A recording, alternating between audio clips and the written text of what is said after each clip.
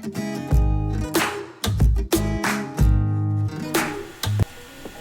everyone, welcome back to my channel Investor Happy. Halo semua, di video kali ini kita akan analisa halo lagi guys ya, untuk emiten yang menarik menurut saya ya. Oke, dengan judulnya Oasa, pengendali baru dan backdoor listing ya. Kita halo lagi guys ya. Oke, kita disclaimer dulu, ini hanya sebatas analisa pribadi dari kami dengan data yang ada ya, yang tersaji yang ada. Cek kembali untuk validasi data-data yang ada, takutnya kami ada kekeliruan ya. Teman-teman silahkan cek kembali. Nanti teman boleh ditulis di kolom komentar ya, untuk koreksinya kalau kami ada kekeliruan datanya. Dan ketiga, bukan ajakan untuk beli atau jual ya di emiten yang terkait dalam video ini ya. Oke, selamat menyaksikan, menonton ya guys. Kita lanjut ya. Oasa atau PT Protek Mitra Perkasa Tbk, bergerak bidang usaha perdagangan ya, pembangunan dan jasa khususnya mekanikal ya, teknik sipil elektro ya, bla bla bla ya. Dan dia ini juga masuk ke layanan telco tower ya, melalui Telesis Indonesia ya. Jadi masuk ke telco juga. Nah, Oasa, kalau lihat pemegang sahamnya Oasa nih ya, ini dulu tuh Carnik ya, Carnik, terus jual banyak, sering ini dari Desember kayaknya atau lebihnya tuh dia jualan terus. Dan kemarin ada yang masuk tuh ini ya, Pak Bobi ini, Gafur Sulistyo Umar, atau ini lengkapnya sebenarnya Bobi Gafur Sulistyo Umar ya. Ini masuk dengan 75% guys ya, lumayan gede. Dan ini sih sedang TO juga sih ya. Nih ya, dan masyarakatnya sih 9,53%. Saya belum ngecek serialnya berapa, apakah ada nomen yang dipakai juga nggak tahu ya. Tapi ini anggap aja inilah, tapi ini termasuk kecil sih guys, 9 ini. Terus direksi Protek Mitra Perkasa Tbk ya. Presiden Direktur Pak Bobi ya sebagai pengendali kan.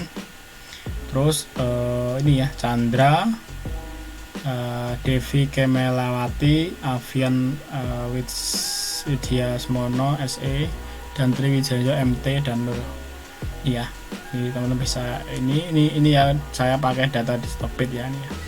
Kan bisa lihat sendiri ya di Stockbit boleh. Terus ini transaksi yang menarik tuh ini ya, Carnik tuh hampir tiap hari ya, tiap hari lah ya, tiap hari tuh jualan. Ini dari sebenarnya tuh dari Januari ya, Desember udah jualan sih, belum kelar ya. 15% ini masih 6%, entah nanti full apa enggak nih. Kalau lihat historisnya sih di hampir ini kemarin hampir 1% ya, 1%, 5%, 5% ini ya. Entah, kalau lihat transaksinya sih nggak kemana-mana guys ya, mentok di 5 berapa gitu. Jadi nggak jatuh, berarti ini ada yang nampung guys, ada yang nampung. Carnik nih, ini Carnik tuh sebenarnya emitennya tuh NIK tuh guys ya, NIK gitu nih. Jadi ini masih 6,66 ya. Entah nanti apakah full akan keluar atau disisain, nggak tahu juga. Mungkin kalau disisain sih idealnya ya 5an lah ya, 5an sih. Kalau nanti di bawah 5 nanti nggak akan muncul, mungkin sekitar 5% mungkin akan disisain, atau apakah mungkin ini udah selesai juga nggak tahu. Ini udah apakah out semua juga nggak tahu, akan nol, akan dihabiskan semua juga nggak tahu guys ya.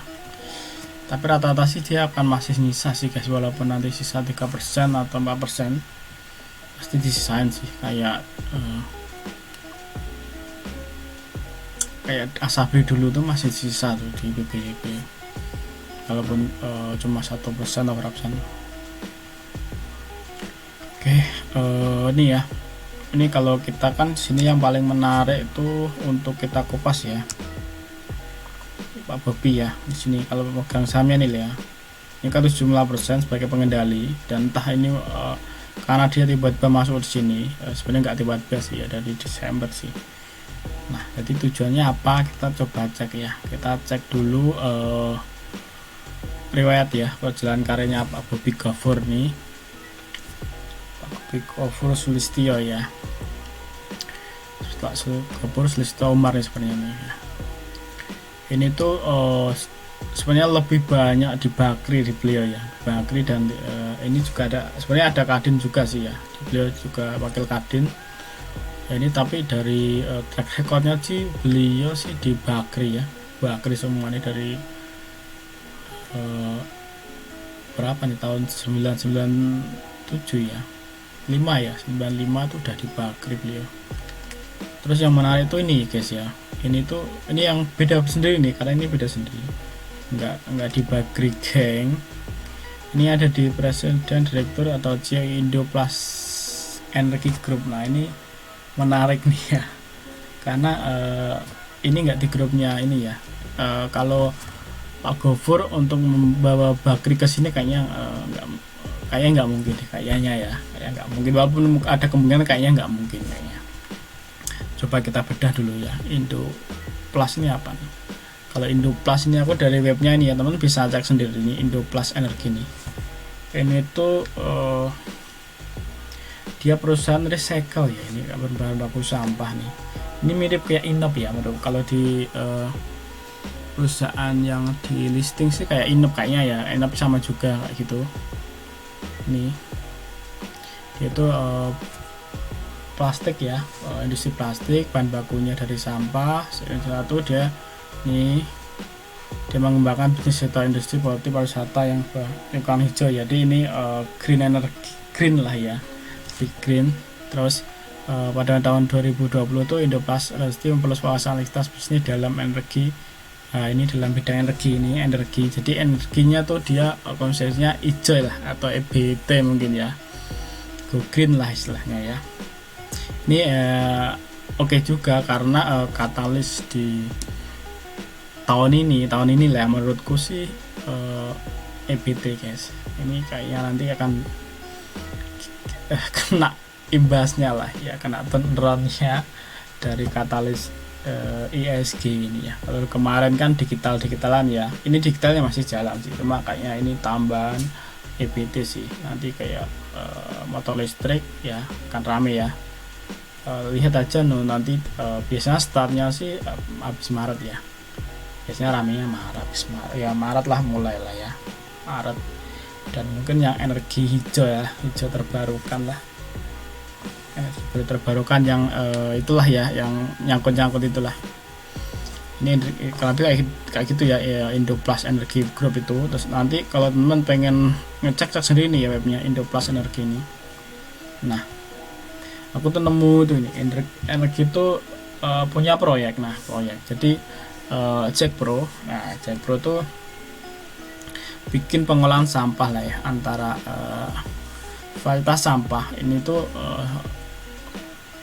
tendernya tuh dimenangin oleh Wika. Nah, Wika Wijaya Karya ya, dan Indoplus. Jadi itu dua perusahaan ini bikin konsorsium ya, Wijaya Karya, Wika, dan Indoplus ini. Nah, jadi udah ditandatangani tanggal ini 28 Desember nih. Dilanjutkan dengan ini dan ini enggak nih, Bobi Gafur Umar nih ada nih. Nah, yang menariknya tuh Indoplus sendiri. Nah, Indoplus sendiri itu melakukan aliansi lah ya, kolaborasi lah itu dengan perusahaan nih, ada konsorsium juga, konsorsium namanya SBW Energy Group. Nah, ini dari Jerman, dan di SBW ini sebenarnya ada beberapa perusahaan lah ya guys. Ini ya dari Intech Energy, Jerman juga, terus Braunschweig Jerman juga, dan Metka ini Yunani. Nah kayak gitu. Jadi itu di bawahnya konsorsium ada beberapa perusahaan lagi. Jadi konsorsium dikonsumsiumkan lagi, nah gitu. Jadi Indoplas ini kolaborasi dengan SBF Energi. Ini datanya dari liputan 6. Jadi teman silakan cek sendiri, nanti bisa dicek sendiri. Nah, yang jadi pertanyaan kita tuh tujuan Pak Bobby Ghafoor tuh, Pak Bobby Ghafoor setahu Umar tuh masa kuasa apa? Apakah dia mau masuk bisnis ini pedagang tadi ya? Tadi kalau lihatnya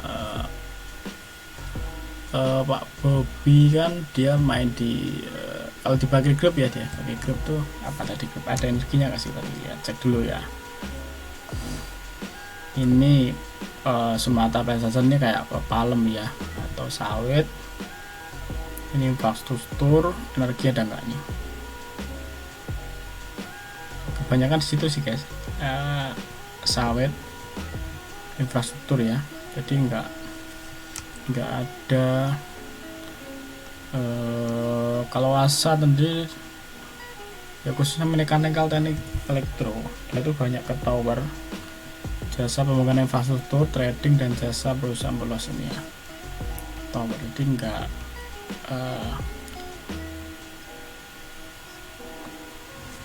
ini ya gak tahu ya kalau Pak Bobby mau ngembangin yang Protesia ya, tapi kita nanti analisa dulu ya. Kita kan punya analisa halo dulu.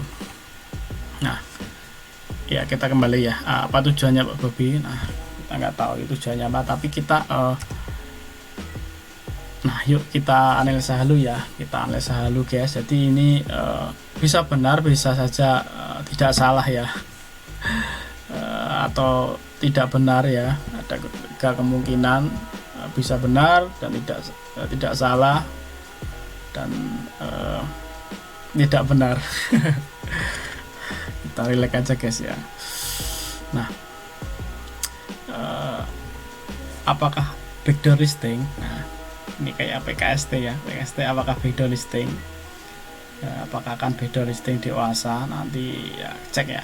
Ini kalau lihat fakta pertama nih, kita halo pertama ya. Halo pertama tuh apakah Indo Plus Energy Group ini akan backdoor listing ya, daripada dia IPO sendiri masuk aja lewat Pak Ghafoor tadi, akhirnya jadi pengendali kan, akhirnya dia akan jadi pengendali OASA ini ya. Ini tinggal beli aja saham Pak Ghafoor tadi kan, udah 75% kan udah auto lah, auto pengendali. Terus